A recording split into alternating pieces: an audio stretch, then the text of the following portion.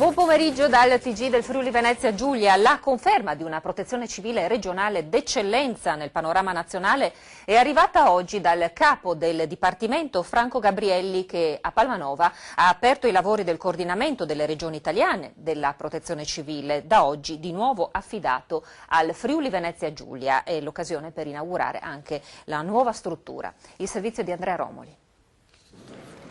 Da oggi la protezione civile italiana ha un nuovo centro di riferimento di valore europeo. Quella inaugurata oggi alle porte di Palmanova è infatti una struttura assolutamente all'avanguardia, capace di gestire e controllare gli interventi di emergenza di decine di migliaia di volontari contemporaneamente. Il Cubo, come è stato soprannominato, è completamente autonomo da un punto di vista energetico, dispone di una nuova grande sala di controllo operativo e di una sala riunioni da cui possono essere diramati gli ordini sul terreno.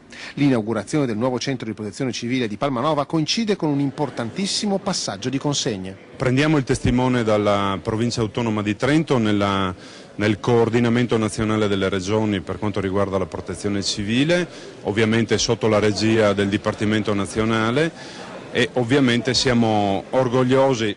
Ad inaugurare la struttura di Palmanova è arrivato il prefetto Gabrielli, capo della protezione civile nazionale. Io sogno che il nostro paese possa avere nel suo complesso, dalla vetta d'Italia all'isola di Lampedusa, gli standard di questa regione. Una struttura come questa ce l'ha invidiata anche a Roma?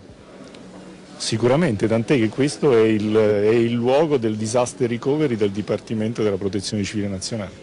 In caso di crisi o isolamento del centro di protezione civile di Roma, sarebbe quindi il Friuli a prendere il controllo e il coordinamento dell'attività su tutto il territorio nazionale.